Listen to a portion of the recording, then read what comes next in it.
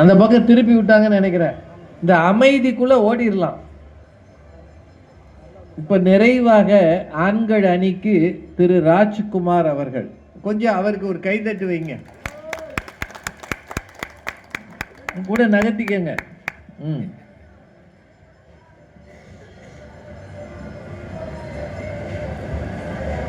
பட்டிமன்ற super ஸ்டாராகவும் super ஸ்டாரின் மாமனாராகவும் அமர்ந்திருக்கின்ற எங்கள் நடுவர் பெருந்தகை அவர்களே, பட்டிமன்ற அறிஞர் பெருமக்களே, நிகழ்ச்சியை மிகச் சிறப்பாக ஏற்பாடு செய்து சுடலை பக்த பெருக்கோடு ரசித்துக் கொண்டிருக்கின்ற பக்த பெருமக்களே, காவல்துறை அதிகாரி அவர்களே, அனைவருக்கும் அன்பின் வணக்கம். கொஞ்சம் கை தட்டலாம்ல. உங்களுக்காக தான் பேச வந்திருக்கேன், உங்களுக்காக பேச வந்திருக்கேன், உங்க ஆதரவோட பேச வந்திருக்கேன். நடுவர் அவர்களே, எனக்கு முன்னால் ஜான்சி மேடம் பேசினாங்க, வக்கீல். ஆமா, பேசும்போது பெண்கள் அமைதியா இருக்கிறாங்க அப்படின்னு. ஏன்னா இவங்க பேசுறது சரியில்லைங்கிறது அவங்களுக்கே தெரிஞ்சு போச்சு. அவங்களே இவங்க கட்சியில சேரல. நீங்க எனக்கு ஒரு எதிரணியில இருக்கிற பேச்சாளரை மிரட்டுனா ஒத்துக்கலாம், நடுவரையே மிரட்டுறாங்கல்ல. நான் ரொம்ப பயந்து போனேன். ஆமாய்யா, நீங்க நடுவர் அவர்களே, நீங்க மாற்றி மாற்றி பேசுறீங்க. நீங்க எனக்கு என்னன்னா, இத்தனை பேர் இருக்கிற இந்த மேடைக்கு முன்னால காவல்துறை அதிகாரிகள் இருக்காங்க, எல்லாரும் இருக்கிறாங்க. இந்த மேடையிலேயே இவ்வளவு திட்டுறாங்களே ஆண்களை. வீட்டுல புருஷன் ஒரு கேரக்டர் இருக்காரு, அவர் என்ன பாடுபடுவாருங்கிறத நினைச்சு பார்த்தா எனக்கு பக்குன்னு இருக்குது. நீங்க ஏன் பயப்படுறீங்க? ரொம்ப பயமா இருக்கு. என் பக்கத்துல வந்து பேசுறாங்க, எங்க எத்தி மிதிச்சிருவாங்களோன்னு ஒரு பயம் வந்துச்சுங்க. அந்த அளவுக்கு எகிரி அடேங்கப்பா. என்ன ரொம்ப நிறைய கேள்வி எல்லாம் கேட்டிருக்காங்க. என்னது, கல்வியை தியாகம் செய்கிறோம் சொன்னாங்கல்ல, கல்வியை நாங்கள் தியாகம் செய்கிறோம். பிள்ளை படிச்சுக்கிட்டே இருக்குமா, கல்யாணம் பண்ணி வச்சிருவாங்களா, அதுக்கு பிறகு படிக்க போக கூடாதுன்றாங்களாம். சொன்னாங்கல்லம்மா. அவங்க பக்கத்துல அணித்தலைவி ஒரு அம்மா இருக்காங்க. இவங்களுக்கு கல்யாணம் ஆகும் போது வெறும் எம்ஏ தான் படிச்சிருந்தாங்க. வெறும் எம்ஏ உங்களுக்கு தெரியலையா? அதுக்கு பிறகு முனைவர் பட்டம் படிச்சு பிஹெச்டி டாக்டரேட் வாங்கி இருக்காங்க. படிக்க வச்சது இவங்க புருஷன். நிஜமாவே நடந்தது. இல்லைன்னா சொல்லுங்க. இல்லைன்னா அங்க வந்து அடுத்த அம்மா வந்து சொல்லணும். சுடலை ஆண்டவர் முன்னாடி சொல்லுங்க. ஒண்ணு தெரியுமா உங்களுக்கு? சுடலை ஆண்டவர் முன்னாடி சத்தியம் பேசணும். அதுதான் ரொம்ப முக்கியம். அதான் முக்கியம். ஏன்னா அவர் சத்தியம் பேசலன்னா அவர் வந்து சாதாரண ஆள் இல்லைங்க, சுடரினில் உதித்த தூயவன். அருமை. தேடி வந்துருவாரு உங்களுக்கு. அடுத்தது கடைசியில ஒரு அம்மா இருக்காங்க பாருங்க, கவிதா ஜவஹர் மேடம். எங்க இவங்க பேச போனாலும் பின்னாடியே பாதுகாப்பா போகக்கூடியது ஜவஹர்ங்கிற அவங்களுடைய கணவர்.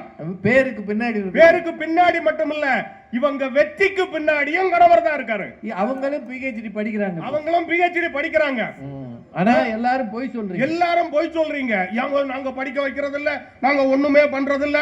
இதுல வேற கல்யாணத்துக்கு ஏங்க நகைய வாங்கி நாம அடகு, ஏதோ அவசரத்துக்கு வாங்கி அடகு வைப்போம்.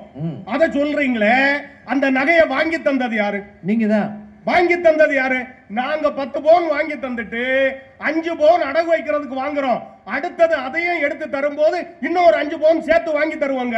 எங்களை நம்பி நீங்க தந்துகிட்டு மேடையில வந்து சொல்றீங்கன்னா இது நன்றி கட்டத்தனம். இப்படி எல்லாம் பேசக்கூடாது. ஆமா, நீங்க வந்து இதுல என்ன, வீட்டில் இருந்து பீடி சுத்துறாங்களா இவங்க வீட்டுக்குள்ள உட்கார்ந்து இருந்து பீடி சுத்துறாங்களா? நாங்க ஊர் சுத்துறோமா? எங்க ஆண்கள் ஊர் சுத்துறது மாதிரி தான் உங்களுக்கு தெரியும். ஆனா அவன் சம்பாத்தியத்துக்காக வேலை பார்க்கறாங்கிறது உங்களுக்கு தெரியாது. நீங்க அதிகாலையில 4 மணிக்கு எந்திரிச்சு பைக்கு பின்னாடி 4 பால் கேனை கட்டிட்டு பால் பண்ணையில இருந்து பால் எடுத்து வீடு வீடா பால் ஊத்துறதுக்கு போறானே, அவன் ஊர் சுத்துறதா இருந்தா, அவன் ஊர் சுத்துறதுனால தான் நீங்க சந்தோஷமா இருக்கீங்க. அவன் 4 மணிக்கு பால் கறக்க போறானே, இந்த மாடு ஒரு உதவிட்டா தாங்குவீங்களா? ஆமா, நீங்க இவங்களும் சேர்ந்து உதவிடுவாங்க. நீங்க வேற இதுல வேற என்னன்னு சொல்றேன், சிவகாசியை தாண்டி தானமா வர்றீங்க. சிவகாசி பட்டாசு ஆலையில அந்த கறி மருந்தோட போராடிக்கிட்டு இருக்கவன் எங்க ஆண்களுங்கிறத மறந்துடாதுங்க. உயிருக்கு பாதுகாப்பு இல்ல, ஆனாலும் அவன் அங்க வேலை பார்க்கறான்னா நீங்க சந்தோஷமா இருக்கணுங்கிறதுக்காக. என்ன பேர் முன்னாடி இவங்க பேருக்கு பின்னாடி அவங்க அப்பா பேர் இருந்துச்சான். ஜான்சி என்ன பேருமா? அது அவங்க அப்பா பேர் இருந்துச்சு செல்வராஜ். செல்வராஜ் இருந்தது. கல்யாணத்துக்கு அப்புறம் ஜான்சி சுர்ஜித் புருஷன் பேர் வந்துச்சான். நல்லா புரிஞ்சுக்குங்க.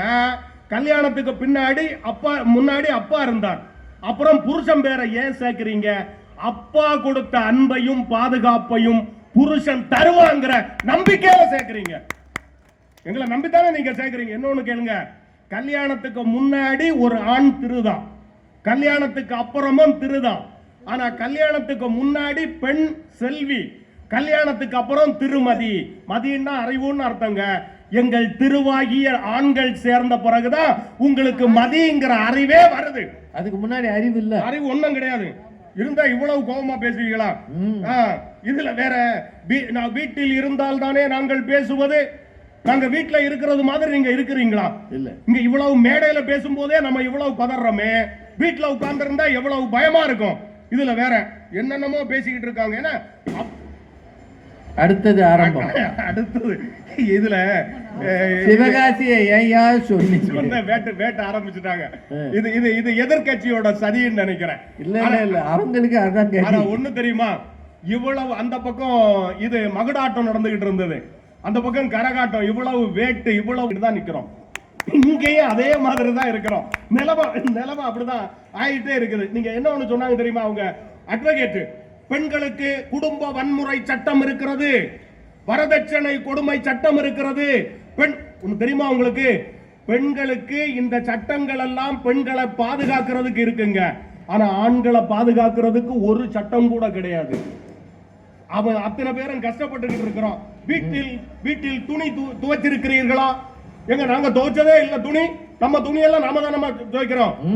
சில நேரத்துல உங்க துணியும் சேர்த்து நாங்க துவைக்கிறோம். அதெல்லாம் வெளியே சொல்ல இல்ல. நிஜமா நடுவர் அவர்கள், என் ஃப்ரெண்ட் ஒருத்தர் இருக்காரு, அவர் என்ன பண்ணுவார் தெரியுமா? ஒய்ஃப் துணியை துவைக்கும் போது நைட்டி எடுத்து போட்டுக்குவார்.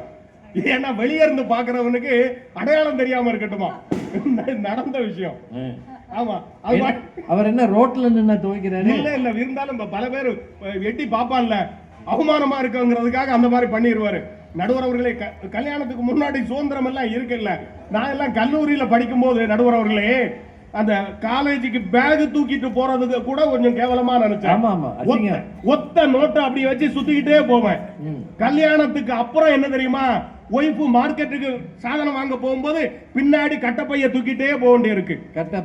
கட்டப்பைய தூக்கிட்டு கட்டப்பா மாதிரி பின்னாடியே போக வேண்டிய இருக்குங்க. அது ஒரு கெட்டப்பா இருக்கு. அது ஒரு என்னமோ ஒரு கெட்டப்பு விடுங்க. என்னதான் கல்யாணத்துக்கு முன்னாடி எல்லாம் நான் விளையாட்டுல நல்லா விளையாடுவேன். நீளம் தாண்டி இருக்கேன், உயரம் தாண்டி இருக்கேன், அந்த ட்ரிபிள் ஜம்முன்லாம் இருக்கும், இதெல்லாம் தாண்டி இருக்கேன். ஆனா கல்யாணத்துக்கு அப்புறம் வீட்டம்மா கிழிச்ச கோட்டை தாண்ட முடியாம தவிச்சு போயிருக்கேன். ஏன்னா ஆமாங்க, கல்யாணத்துக்கு முன்னாடி நீங்க பாத்தீங்கன்னா, கல்யாணத்துக்கு முன்ன பேசுறத பாத்தீங்கன்னா, எனக்கெல்லாம் கல்யாணம் நிச்சயம் பண்ணி ஒரு 6 மாசத்துக்கு அப்புறம் தான் கல்யாணம் பண்ணாங்க. நான் எல்லாம் அவ்வளவு பேசிக்கிட்டே இருந்தேன். இந்த பிள்ளை மிஸ்டு கால் மட்டும் தான் கொடுக்கும், நாம மணிக்கணக்கில் பேசுவோம். ஆனா கல்யாணத்துக்கு அப்புறம் வீட்டம்மா கால் பண்ணாதே அட்டன் பண்ணாம மிஸ்டு கால் ஆக்கிடுறோம். பயப்படுறோம். அவ்வளவு பயம். அடேங்கப்பா. சூப்பர்.